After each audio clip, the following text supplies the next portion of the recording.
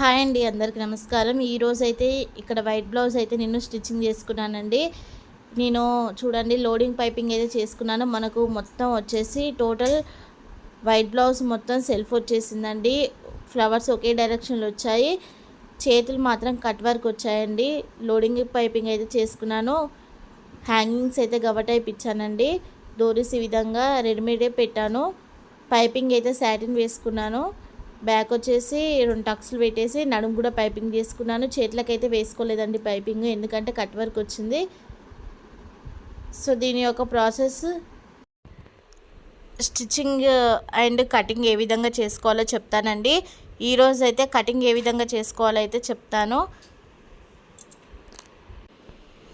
First అయితే నేను ఒక లైనింగ్ అయితే 1 మీటర్ తీసుకున్నానండి. తీసుకొని దాన్ని తడిపేసి ఆరేసాను. సో ఆరిన తర్వాత ఈ విధంగా మనము 2 మడతలుగా ఫోల్డ్ చేసుకొని ఒక లైన్ అయితే గీసుకోవాలి స్కేల్ తోటి. ఇప్పుడు షోల్డర్ నుంచి బ్యాక్ పార్ట్ యొక్క టక్స్ పట్టేసుకుంటే మనకు బ్లౌజ్ యొక్క లెంత్ అయితే తెలిసిపోతుంది టేప్తో కొలిస్తే. ఇక్కడ నాకు 14.5 అయితే వచ్చిందండి.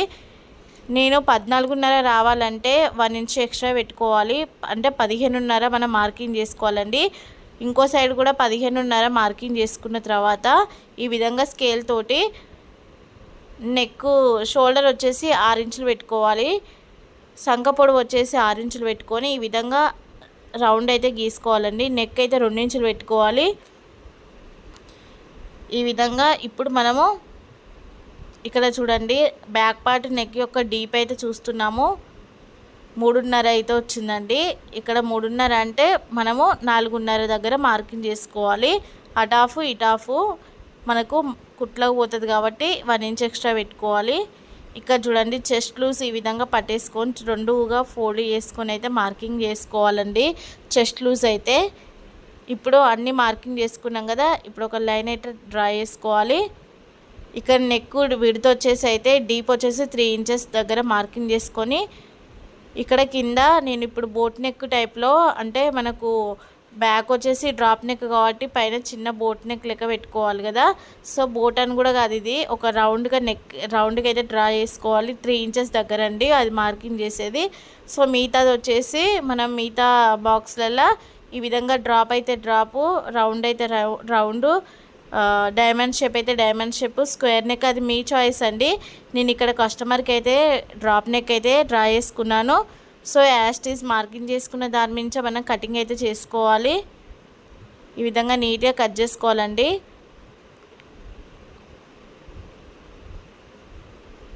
మనకు కటింగ్ అనేది పర్ఫెక్ట్గా రావాలంటే మనం పేపర్ మీద బాగా కటింగ్ చేస్తే మనకు షేప్ అనేది మంచిగా తిరుగుతుంది. రౌండ్ షేప్ అయినా మూలల దగ్గరనైనా మంచిగా తిరుగుతుందండి. ఈ విధంగా నీట్గా తిరుగుతూనే మనకు వర్క్ వచ్చినట్టు. అస్సలు భయపడొద్దండి కట్ చేసేటప్పుడు. చెయ్యి అనేది వణికియొద్దు.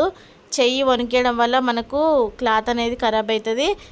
సో ఇక్కడ చూడండి షేప్ పట్టి అన్నట్టు ఇప్పుడు నేను కట్ చేసేది మనకు బ్యాక్ పార్ట్ యొక్క చెస్ట్ లూజ్ ఉంది కదా, అది ఎంత ఉందో మన ఫ్రంట్ పార్ట్ యొక్క షేప్ పట్టి అంతే వస్తుందండి, అంతకంటే ఎక్కువైతే రాదు. ఇప్పుడు చేతుల కటింగ్ చేసుకుందాము. క్లాత్ని అయితే 2 మడతలుగా ఉన్నదాన్ని 4 మడతలుగా ఫోల్డ్ చేసుకొని ఒక లైన్ అయితే ఈ విధంగా డ్రా చేసుకోవాలి. డ్రా చేసుకున్న తర్వాత చేతి యొక్క పొడవు మనకు 11.5 అంటే 12.5 మార్కింగ్ చేసుకోవాలండి. కస్టమర్ చేతి పొడవు 11.5, 1 ఇంచ్ యాడ్ చేసుకోవాలి. కింది కుట్టు హాఫ్, పైన కుట్టు హాఫ్, టోటల్గా 1 ఇంచు ఈ విధంగా మార్కింగ్ చేసుకోవాలండి. స్కేల్ తోటి ఒక లైన్ గీసుకున్న తర్వాత చేతి లూసు మనకు ఇక్కడ చూడండి సంక డౌన్ వచ్చేసి నేను 3 ఇంచెస్ దగ్గర 3.5 అండి. చూడండి 3.5 డౌన్ చేశాను. అక్కడ నుంచి అక్కడికి మనం కర్వ్ తీసుకోవాలి. ఫస్ట్ అయితే 1 ఇంచ్ స్ట్రైట్కి గీసుకున్న తర్వాత డౌన్ చేయాలండి. ఎప్పుడైనా సరే చెయ్యి యొక్క డ్రా ఈ విధంగా చేసుకోవాలి. చూడండి హార్మోన్ లూజ్ నేను ఎక్కడి వరకు వస్తుందో మార్కింగ్ చేస్తున్నాను. ఇక్కడైతే నాకు వచ్చిందండి. అక్కడ ఒక లైన్ గీసుకొని ఇప్పుడు చేతి యొక్క లూజ్ వచ్చేసి ఈ విధంగా పెట్టుకోవాలి. అంతేనండి. ఆ ఎక్స్ట్రా సైడ్ ఉన్న క్లాత్ మొత్తం మనకి కుట్ల కోసం అయితే వస్తుంది. ఇంతేనండి. మనము ఫ్రంట్ పార్ట్ లోతు తీయడానికి అయితే స్టార్టింగ్ 1 ఇంచ్ పెట్టేసుకొని అటు మనము సంక యొక్క లూజ్ మార్కింగ్ చేసుకున్నాక దానికి దీనికి మధ్యలో 1 ఇంచ్ పెట్టుకుంటే మనకు ఫ్రంట్ పార్ట్ యొక్క లోతు అయితే వస్తుందండి. అది తీయడం వల్ల మనకు ఫ్రంట్ అయితే ముడతలు రావు. చాలా నీట్గా పట్టేసినట్టు కూర్చుంటుందండి. అందుకోసం అనేసి ఈ పీస్ అయితే కట్ చేసుకోవాలి. చేతులకు కట్ చేసుకోవాలి, ప్లస్ ఫ్రంట్ పార్ట్ కూడా కట్ చేసుకోవాలి. కటింగ్ అయితే కంప్లీట్ అయింది చేతులు. ఇప్పుడు ఫ్రంట్ పార్ట్ కటింగ్ చేసుకుందాము. ఫ్రంట్ పార్ట్ ఎప్పుడైనా సరే బ్యాక్ పార్ట్ని యూజ్ చేసే మనం డ్రా చేసుకోవాలండి. మొత్తం క్రాస్ అయితే క్రాస్ వేసుకోవాలి, స్ట్రైట్ కట్ అయితే స్ట్రైట్ కట్ వేసుకోవాలి. ఇప్పుడు మనం కట్ చేసేది క్రాస్ కట్ బ్లౌజ్ కాబట్టి క్రాస్ కటే వేసుకోవాలండి. ఈ విధంగా డ్రా చేసుకొని మార్కింగ్ అయితే చేసుకుందాం.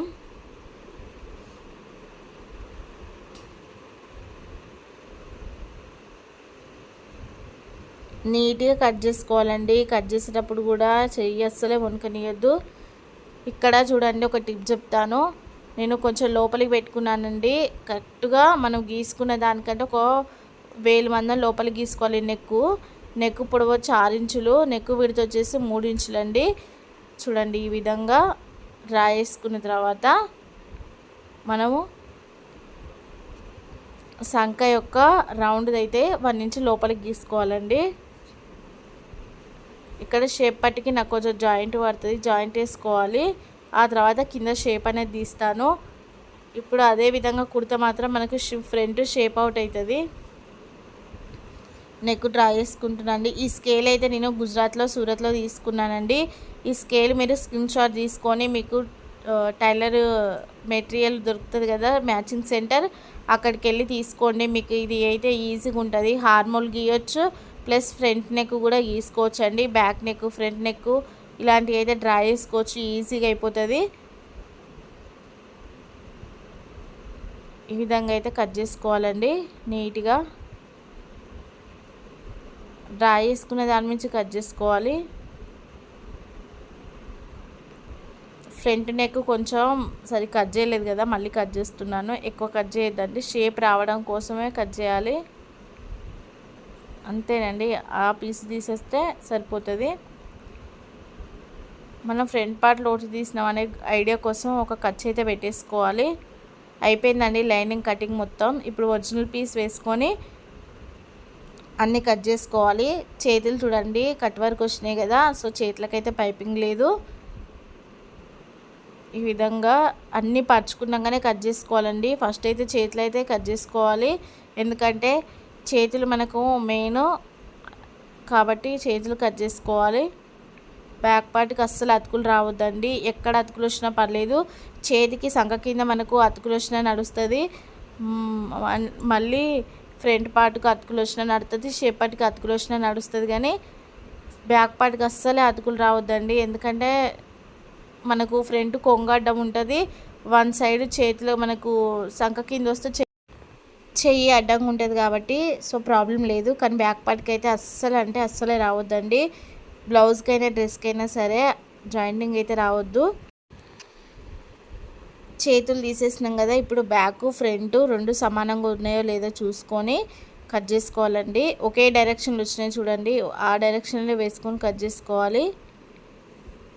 ఇప్పుడు మనకు ఇప్పుడు కట్ చేసే పక్కకు అయితే క్లాత్ మిగిలింది కదా, సో అక్కడ మనం షేప్ పట్టి వేసుకొని కట్ చేసుకోవాలి. చూడండి, ఈ విధంగా షేప్ పట్టి అయితే వేసి కట్ చేసుకున్నా.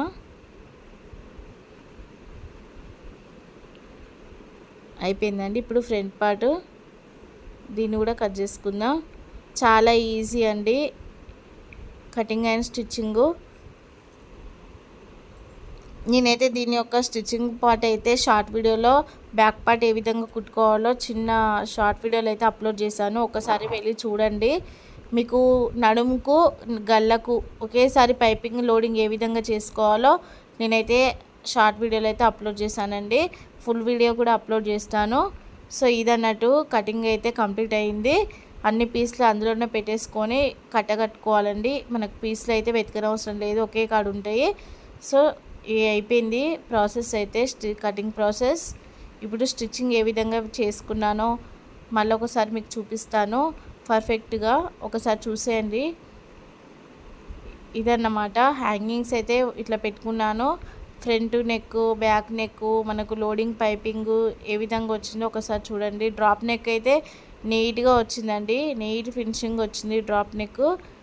ఈ మూలలు తిరిగే దగ్గర కొంచెం కష్టంగా అనిపించేది స్టార్టింగ్ నాకు. కుడతాంటే అయితే ఇప్పుడు అలవాటు అయిందండి. ఎవరికైనా సరే ఏది రాదు అనుకుంటామో అది సాధించి తీరాలండి. మనం సాధిస్తే ఏదైనా సరే సక్సెస్ అవుతుంది. కాకపోతే ప్రయత్నిస్తే మనం 4-5 సార్లు ఫెయిల్ అయినా కూడా 5వ సారి 6వ సారి అయినా మాత్రం మనం సక్సెస్ అయితే అవుతాం కదా. సో ఏదైనా సరే నాకు వస్తుందన్న కాన్ఫిడెన్స్తో అయితే మీరు ప్రతి ఒక్క పని అయితే స్టార్ట్ చేయండి. దాంట్లో సక్సెస్ అయ్యి మీరైతే స్టిచ్చింగ్ నేర్చుకోవాలనేదే నా అభిప్రాయం అండి. సో ఈరోజు అయితే ఈ యొక్క బ్లౌజ్ కంప్లీట్ చేసుకున్నాను. నెక్స్ట్ వీడియోలో అయితే ఇంకో బ్లౌజ్ అయితే ఏ విధంగా కట్ చేయాలో అయితే చెప్తానండి. అంతవరకు మన వీడియోస్ అయితే రెగ్యులర్గా చూడండి, లైక్ చేయండి, షేర్ చేయండి, సబ్స్క్రైబ్ అయితే చేసుకోండి. కామెంట్స్ బాక్స్లో అయితే కామెంట్ చేయండి. ఏమైనా డౌట్స్ ఉంటే నేను క్లియర్ చేస్తాను. అండ్ స్టిచ్చింగ్ ప్రాసెస్ కూడా రెగ్యులర్గా నేను పోస్ట్ అయితే చేస్తానండి. కామెంట్ సెక్షన్లో కామెంట్ చేస్తే నేను రిప్లై ఇస్తాను. మీకు ఎలాంటి మోడల్స్ కావాలన్నా కూడా చెప్పండి, నేను స్టిచ్చింగ్ చేసి అప్లోడ్ చేస్తానండి. ఈ విధంగా పైపింగ్ చేసుకున్నాను.